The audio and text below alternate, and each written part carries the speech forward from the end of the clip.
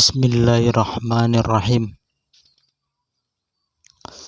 Rabbi shrah li sadri wa yassir li amri wahlul 'uqdatam min lisani yafqahu qawli.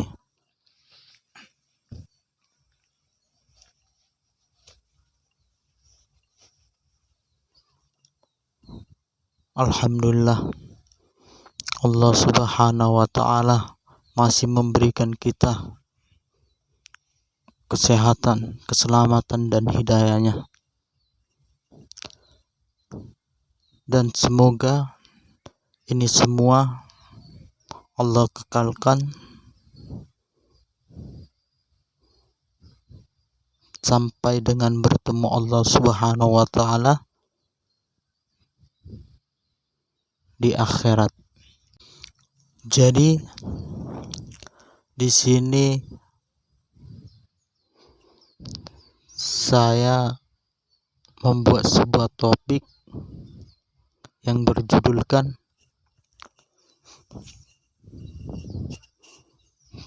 saya telah dipilih oleh Rasulullah SAW, tinggal menunggu dipilih oleh Allah Subhanahu wa ta'ala.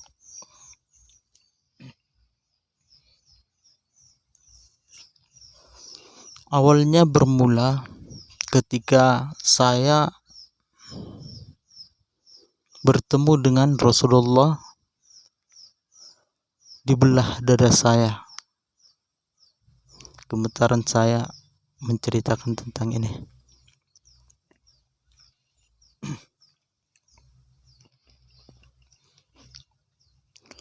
Di situ saya belum begitu paham apa maksud ini,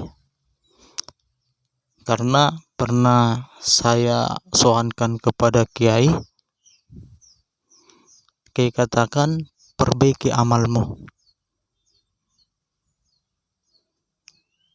Setelah saya sampaikan kepada Pak Habib, tiba-tiba utusan kiai datang, disuruh saya jangan beritahu kepada siapa-siapa.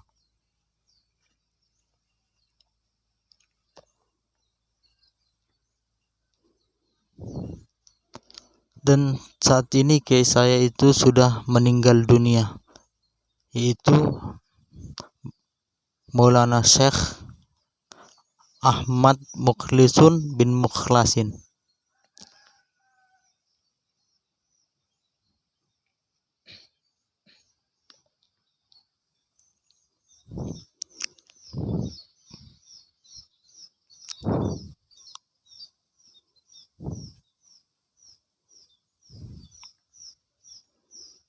Semoga Allah Subhanahu wa ta'ala meridhai beliau.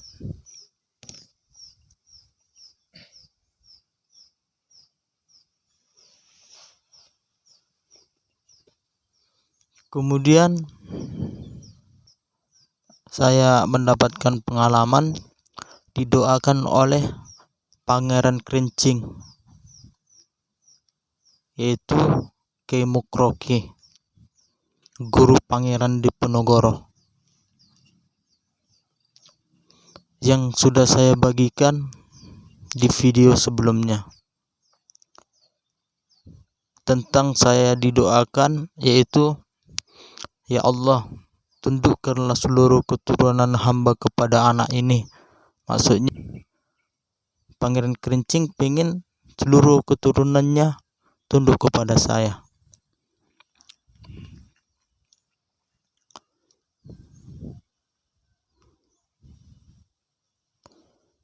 Yang lebih jelasnya, kalau mau pengen tahu, lihat di video yang sebelumnya.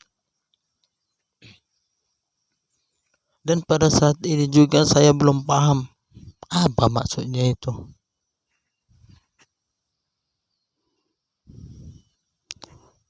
Lalu saya bermimpi sudah ditunggu-tunggu Rasulullah SAW.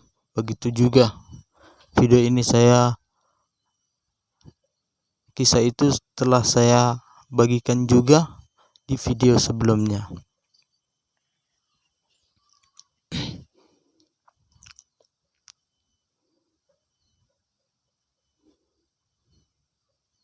sehingga Nabi Muhammad SAW dalam waktu saya lagi sadar, lagi santai-santai, Nabi Muhammad SAW mendoakan saya. Awalnya memperkenalkan diri seperti ini, "Wahai cucuku, ketahuilah saya ini kakekmu Nabi Muhammad."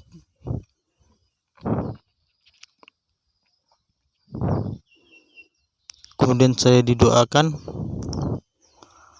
"Ya Allah, berikanlah anak ini ilmu dari ilmuku, kekuatan dari kekuatanku, kesabaran dari kesabaranku, kelembutan dari kelembutanku." Allah Subhanahu wa Ta'ala langsung menanggapi doa Nabi Muhammad SAW.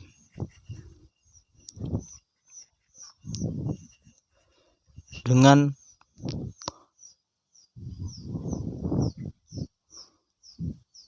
memperkenalkan diri kepada saya.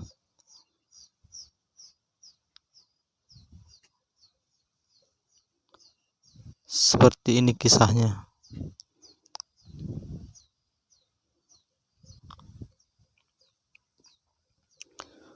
Tiba-tiba ada suara, "Akulah Allah, Rabb semesta alam."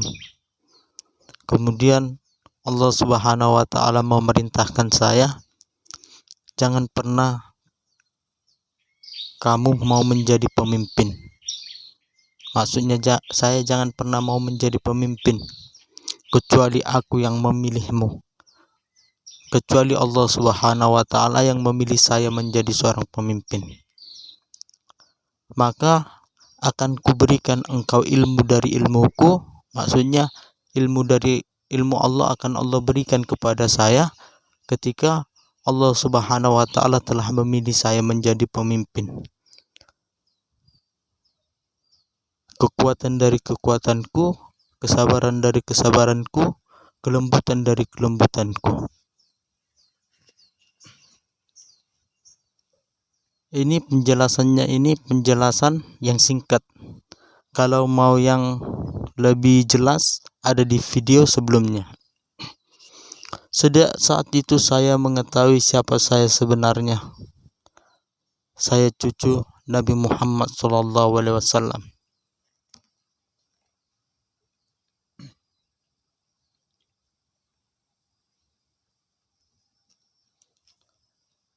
Saya bukan mengaku-ngaku, tetapi Nabi Muhammad SAW yang langsung menyatakan kepada saya bahwa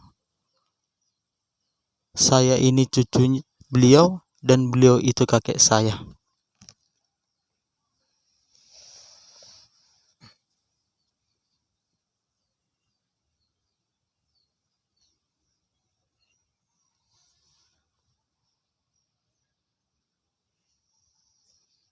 Semenjak saat itu saya mendapatkan ilham tentang suatu hadis. Imam Mahdi itu dari keturunanku, dari jalur Fatimah. Di sini tidak ada dikatakan bahwa keturunan Nabi Muhammad SAW yang nasabnya ke sini ke situ, tidak. Namun Nabi Muhammad SAW mengatakan Imam Mahdi itu dari keturunanku, dari jalur Fatimah. Dari sini jelas bahwa nasab Imam Mahdi kepada Rasulullah SAW hanya perjalakan ibunda Siti Fatimah, yaitu cucu Nabi Muhammad SAW. Dan di sini saya dipanggil cucu oleh Nabi Muhammad SAW.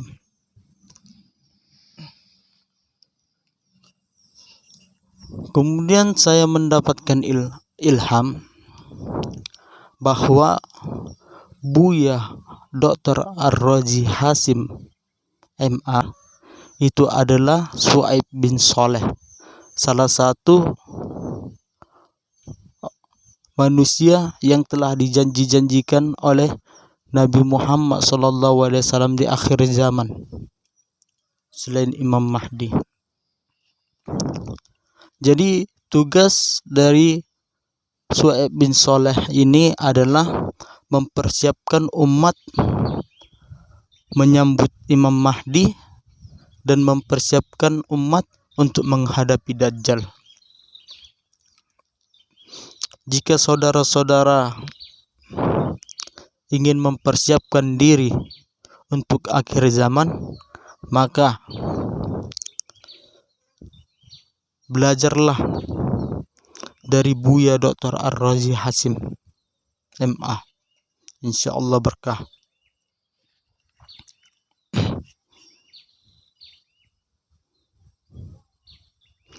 Lalu saya mendapatkan ilham juga bahwa Presiden Republik Indonesia pada saat ini, yaitu Bapak Ir Joko Widodo, itu adalah At-Tamimi. Tugas Bapak Joko Widodo ini adalah mempersiapkan pemerintahan kepada Imam Mahdi. Maka insya Allah setelah pemerintahan Bapak Joko Widodo ini, Imam Mahdi lah yang akan memimpin Indonesia. Kenapa seperti itu? Karena kan ada hadis mengatakan bahwa Imam Mahdi akan dibaiat setelah seorang khalifah meninggal dunia.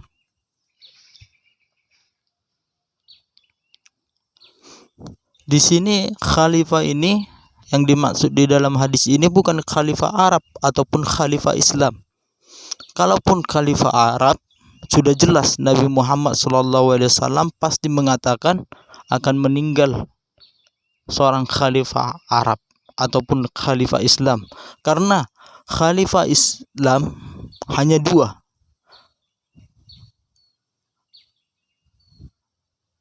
yaitu khalifahnya Rasulullah, yaitu Sayyidina Abu Bakar radhiyallahu an,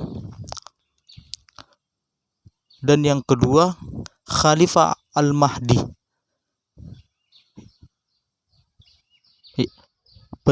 pemimpin setelah sepeninggalan Imam Mahdi, yaitu Isa ibnu Maryam.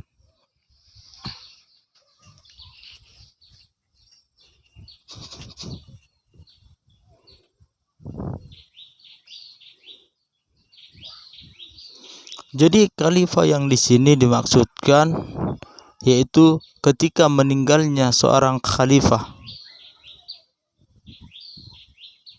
Yang jelasnya ini bukan khalifah Islam atau khalifah Arab.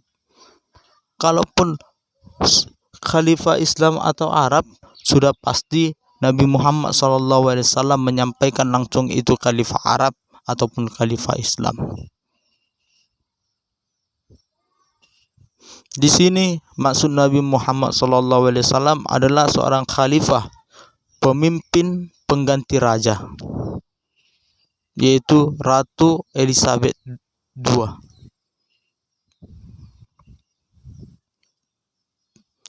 Yang berlambangkan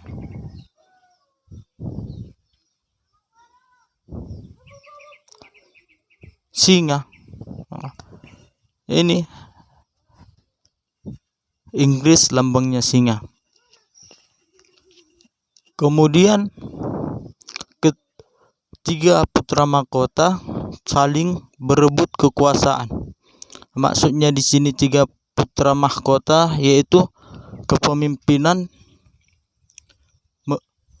perebutan kepemimpinan di suatu negara, yaitu negara Republik Indonesia ini. Maka di Indonesia ini 3 orang akan memperebutkan kekuasaan di negara Indonesia ini, dan satupun di antara mereka tidak ada yang terpilih menjadi pemimpin, melainkan Imam Mahdi lah yang dipilih menjadi pemimpin Indonesia.